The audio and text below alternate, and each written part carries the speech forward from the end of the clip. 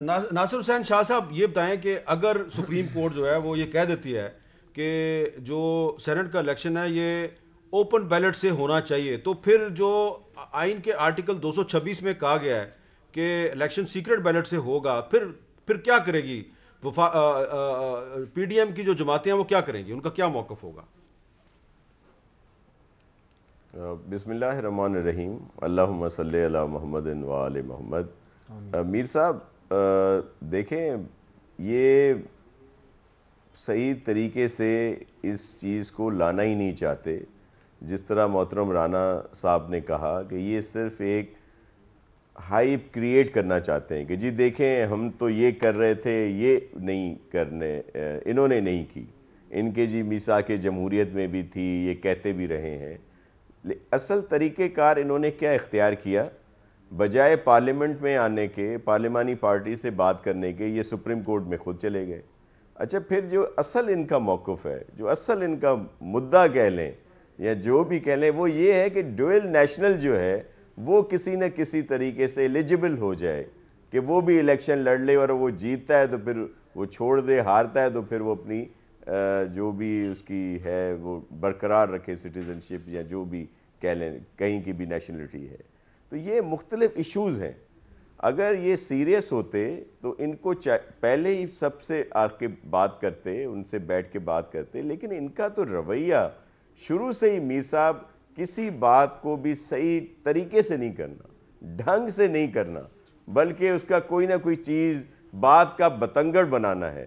لیکن دیکھیں، supreme court کے لیے بہت ادب و احترام ہے، اگر وہ ایڈوائس آتی ہے تو اس کے بعد اس کی بات کی جائے گی، اور ہمیں اس سے کوئی ویسے ایشو نہیں ہے کہ اوپن بیلٹ ہو کیا ہو، لیکن جو ایک آئینی تقاضا ہے، جو آئین کا لکھا ہوا ہے آرٹیکل، جس کے تحت سیکرٹ بیلٹ ہونا چاہیے، جس کی ایک پورا ظاہر ہے سب نے کچھ سوچ سمجھ کر بنایا ہوگا، اور اب اگر کوئی اس کا غلط استعمال کرتا ہے اور پھر یہ بات اخلاقی طور پر یا ویسے ذہن میں آتی ہے کہ جی بالکل یہ اوپن ہونا چاہیے تاکہ یہ ہارس ٹریڈنگ یا دیگر چیزیں نہ ہوں، تو وہ ایک اخلاقی طور پر تو ٹھیک ہے، لیکن آئینی طور پر یا جب یہ اس کو ایک طے کیا گیا تھا تو اس کے لحاظ سے تو اس کے بہت ساری اور چیزیں بھی سامنے آتی ہیں۔ اور دوسری بات کہ یہ جو اوپن بیلٹ ہوگا، ایک تو اگر کوئی اپنی پارٹی پالیسی پر ووٹ نہیں دیتا تو وہ نااہل نہیں ہوتا، وہ آپ کو علم میں ہے کہ اگر وہ اس وقت ڈی سیٹ ہو سکتا ہے جب وہ پرائم منسٹر یا چیف منسٹر کا ووٹ نہ دے، یا منی بل یا فائنانس بل میں جو بجٹ میں یا کسی اور میں اپنی پارٹی کو ووٹ نہ دے۔ تو یہ تو ایک اور راستہ کھول رہے ہیں اس طرح کی بات کر کے۔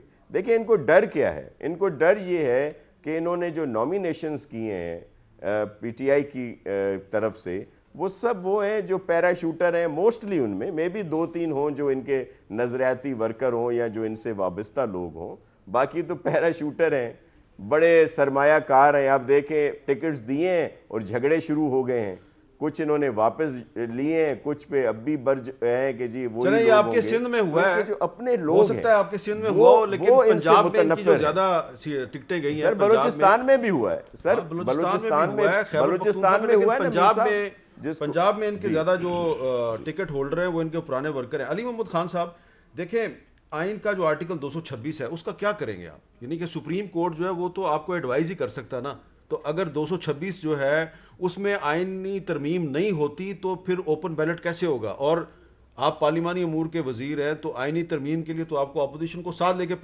چلنا پڑے گا، سپریم کورٹ تو ترمیم نہیں کر سکتی آئین میں۔ دیکھیں، آئینی ترمیم کی حد تک تو بات آپ کی صحیح ہے، اسی لیے تو سپریم کورٹ کی ایڈوائزری جورسڈکشن میں ہم لوگ گئے ہیں کہ وہ حکومت پاکستان کو ایڈوائز کریں کہ کیا الیکشن ایکٹ میں ترمیم سے یہ اوپن ہو سکتا ہے یا آئینی ترمیم۔ اگر آئینی ترمیم ضروری ہے پھر تو بات ختم، پھر تو جو سپریم کورٹ کہے گی اسی طرح۔ جو متعلقہ ادارہ ہے وہ الیکشن کمیشن ہے، چیف الیکشن کمشنر نے آج کورٹ میں کہہ دیا ہے کہ جب تک 226 میں ترمیم نہیں ہوتی ہم اس کو اوپن نہیں کر سکتے۔ ٹھیک ہے، وہ تو دیکھیں سرکاری ملازم ہیں یا ریاستی عہدوں پہ ہیں، انہوں نے تو وہی بات کرنی ہے جو ان کو آئین کے مطابق صحیح لگتی ہے، لیکن سیاستدان ہی ہوتا ہے جو راستہ نکالتا ہے۔ دیکھیں ہم کون سی نئی بات کر رہے ہیں، رانا صاحب میرے محترم ہیں، ہمیں شرم دلا رہے ہیں، تو شرم ان کو اپنی پارٹی لیڈرشپ کو بھی دلانی چاہیے۔ چھانگا مانگا کی سیاست عمران خان صاحب تو لے کے نہیں آئے، ہم نے تو ہارس ٹریڈنگ کو فروغ نہیں دیا۔ عمران خان صاحب نے تو he has walk the talk. Imran Khan نے اگر یہ بات کی ہے کہ پاکستان کی سیاست میں یہ خرید و فروخت بند ہو تو پھر ہم نے 20 تو بندے بھی نکالے نا. آپ چاہے کچھ بھی کہیں, 20 سٹنگ ایم پی ایس کو نکالنے کا مطلب ہے آپ 1/5 حکومت کو گھر بھیج رہے ہیں. نہیں, لیکن آپ نے بندے نکالے جب آپ کی حکومت نہیں تھی, پھر آپ جب حکومت میں آئے تو آپ نے اس پورے سکینڈل کی انکوائری کیوں نہیں کی؟ حامد میر صاحب, ہم نے جب بندے نکالے ہماری حکومت تھی, 2018 کا الیکشن ابھی نہیں ہوا تھا. پاکستان پیپلز پارٹی اور مسلم لیگ نواز کے جو ہمارے محترم دوست ہیں حامد میر صاحب, اس کی میں بات کر رہا ہوں. انہوں نے 4 بار پیپلز پارٹی نے حکومت کی ہے نا, کتنی بار؟ 4 بار کی ہے, 3 بار نون نے کی ہے. کیا پیپلز پارٹی نے 4 بار حکومت کر کے 4 پی این نکالے کرپشن پہ؟ کیا مسلم لیگ نواز نے 3 بار حکومت کر کے 3 کلرک نکالے کرپشن پہ؟ میرا سوال یہ ہے کہ میرا آپ سے سوال ہے, ہم نے تو اپنے 20 نکال دیے, جو بکے وہ تو نکل گئے, جنہوں نے خریدا وہ تو سینٹ آف پاکستان میں پہنچ گئے. اگر آپ ہارس ٹریڈنگ کے خلاف ہیں تو پاکستان پیپلز پارٹی اور نون لیگ والے دوستوں, آپ نے کبھی باز پرس کرنے کی کوشش کی ہے؟ یا پاکستان میں ایماندار سیاست کا ٹھیکہ صرف عمران خان صاحب نے اٹھایا؟ چیئرمین سینٹ کے خلاف تحریک عدم اعتماد میں جن لوگوں نے آپ کے امیدوار کو ووٹ دیے, آپ کو تو ان کے ناموں کا پتہ ہے نا, آپ بتا دیں. حامد میر صاحب مجھے ایک بات کا جواب دیں, کیا چیئرمین سینٹ کا الیکشن سیکرٹ ہے اور اسپیکر نیشنل اسمبلی کا یا اوپن ہے؟ سیکرٹ ہے نا. کیوں سیکرٹ ہے؟ What is the logic behind that? دونوں آپ مجھے اب 1 منٹ بولنے دیں گے. دیکھیں, اسپیکر اور چیئرمین یہ وہ سیٹیں ہیں جس نے سب کا ہاؤس کا خیال رکھنا ہوتا ہے, اس لیے اس کو سیکرٹ رکھا گیا. اور اکثر آپ نے دیکھا ہوگا بعض اوقات وزیر اعظم کے انتخاب سے زیادہ اسپیکر لے جاتا ہے ووٹ.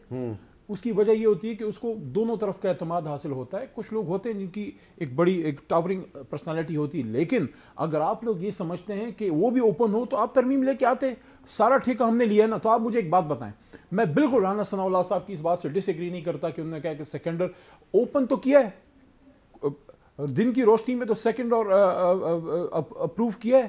ہم تو اس بات کے مخالف ہیں. ہم کسی کو یہ نہیں کہہ رہے کہ آپ بالکل پارٹی کے خلاف نہ جائیں لیکن دن کی روشنی میں جائیں, یہ بٹور کے رات کے اندھیرے میں نہ جائیں. یہ پھر اگر آپ سمجھتے ہیں کہ بھئی پی ٹی آئی نے یا نون نے یا جس بھی جماعت نے بندہ غلط دیا ہے تو پھر آپ کھڑے ہو کہ آپ میں ایک مورل سٹرینگتھ ہونی چاہیے کہ آپ دن کی روشنی میں اوپن اس کے خلاف ووٹ کریں. اس پہ آپ ڈسکوالیفائی نہیں ہوں گے, اس پہ آپ کا سٹیچر بڑھے گا اگر آپ اپنی پارٹی کے اس طرح سے خلاف کسی چیز چھپ کے جب جائیں گے. اس میں بدنامی ہے کہ آپ نے پیسے لے کے رات کے اندھیرے میں کسی اور کو ووٹ کر دیا. آپ رانا صاحب اتفاق کرتے ہیں جو علی محمد خان صاحب کہہ رہے ہیں؟ نہیں, یہ علی محمد خان صاحب نے عجیب ہی منطق پیش کر دی ہے. کہتے ہیں کہ جی اپنا چھپ کے نہ جائے, دن کی روشنی میں جائیں. وہ بھئی جن 8 لوگوں نے 4 آزاد امیدواروں کو کے پی کے میں سینٹ کا امیدوار جو ہے وہ فیلڈ کیا ہے, وہ آپ کی پارٹی کے لوگ ہیں. تو آپ کو کیا پتا کہ انہوں نے پیسے لے کے کیا ہے یا کس طرح سے کیا ہے؟ بات تو یہ ہے کہ 8 لوگوں کو نکالیں آپ. انہوں نے جب پارٹی نے نامزد نہیں کیا کسی کو, تو ایک ایم پی کا کو کیا حق پہنچتا ہے کہ وہ اس کو بطور کینڈیڈیٹ جو ہے وہ فیلڈ کرے؟ اور یہ جو اپنا وہ 20 لوگوں کو نکالنے کی بات ہے, یہی تو بات ہے. افسوس یہی ہے کہ یہ ہر اپنی 2 نمبری کی جو ہے نا وہ اس کا کریڈٹ لینا چاہتے ہیں. ایک جنرل الیکشن سے 120 دن پہلے جو ہے وہ نہ ضمنی الیکشن ہو سکتا ہے اور نہ ہی جو ہے وہ گورنمنٹ جو ہے وہ اس کے خلاف عدم اعتماد ہو سکتا ہے. انہوں نے ان لوگوں کو اس وقت نکالا کہ جب الیکشن میں ٹوٹل کوئی میرا خیال ہے کوئی 50-60 دن رہتے تھے, ان کو نکال کے تو انہوں نے کریڈٹ لے لیا. وہ بھئی بعد میں آپ نے ان کی انکوائری کیوں نہیں کروائی؟ بعد میں آپ نے ان کے خلاف مقدمے کیوں نہیں قائم کیے؟ ان میں سے ایک آدمی کو آپ نے وزیر قانون کیوں بنا لیا؟ اب یہ چیئرمین سینٹ کے الیکشن میں آپ نے جو 11 لوگ جو تھے, ان کو باقاعدہ چیئرمین سینٹ نے 3 میٹنگز کی ہیں پرائم منسٹر کے ساتھ پرائم منسٹر ہاؤس میں, اور باہر نکل کے کہا ہے کہ بالکل میرے خلاف عدم اعتماد جو ہے وہ ناکام ہوگا. باقاعدہ ان میٹنگز میں جہاں پہ لوگوں کو مینج کیا گیا, خوف زدہ کیا گیا, کچھ کو لالچ دیا گیا, اس میں پرائم منسٹر صاحب ذاتی طور پہ اس میں شامل ہیں. ساری دنیا کو معلوم ہے. تو معاملہ یہ ہے کہ اگر آج بھی آپ یہ سمجھتے ہیں کہ آپ جو ہے وہ آپ اپنے حق سے زیادہ نہیں لینا چاہتے اور آپ ہاؤس ٹریڈنگ نہیں کرنا چاہتے, آپ اپنے نمبر تک محدود ہو جائیں. یہ بتائیں ناصر شاہ صاحب, پھر آپ بات کریں. یہ ناصر شاہ صاحب دیکھیں نا, جس طرح خیبر پختونخوا میں اور مرکز میں تحریک انصاف کی حکومت ہے, تو سندھ میں آپ کی حکومت ہے. تو سندھ کے بارے میں کہا جا رہا ہے جی کہ سندھ میں بھی جو ہے وہ جو صوبائی حکومت ہے وہ کوئی سرپرائز دینے والی ہے, اور شاید جو تحریک انصاف ہے اور اس کے جو اتحادی ہیں ان کو اتنی سیٹیں نہ ملیں جتنی کہ وہ توقع کر رہے ہیں. تو یہ بات کیوں کی جا رہی ہے؟ دیکھیں کوئی ایسی بات نہیں کی یہاں پہ. چیف منسٹر صاحب سے کسی نے سوال کیا تھا اور انہوں نے کہا تھا کہ جی, کسی نے کہا جی آپ سرپرائز دیں گے, تو انہوں نے کہا جی ہاں سرپرائز دیں گے, اور پھر وہ کسی چینل میں چلا دیا گیا کہ جی انہوں نے کہا تھا ہم تو 10 سیٹیں لیں گے. انہوں نے بالکل یہ نہیں کہا تھا. دیکھیں ہمیں اس بات پہ, اب میں ان کی ظاہر اپنی پارٹی ہے پی ٹی آئی کی, وہ جس کو مرضیہ دیں, اچھے کو دیں, کالے چور کو دیں, لیکن اس سے لوگوں پر فرق پڑتا ہے. جو ان کے لوگ ہیں, جو ان کے پرانے نظریاتی ورکر رہے ہیں, جو کچھ اس میں سے آگے ہیں اسمبلی میں, وہ ضرور سوچتے ہیں کہ بھائی یہ ایسے کس, ابھی آپ نے دیکھا کہ بہت ساروں نے, ان کے ایم این ایز نے بھی اظہار کیا ہے میڈیا پہ آ کے کہ جی ہم ووٹ ہی نہیں دینے جائیں گے. تو اس کا کیا مطلب ہوا؟ تو ظاہر اگر وہ ووٹ نہیں دینے جاتے, ان کے ووٹ اگر خراب ہوتے ہیں تو بھی ہمیں فائدہ ہے.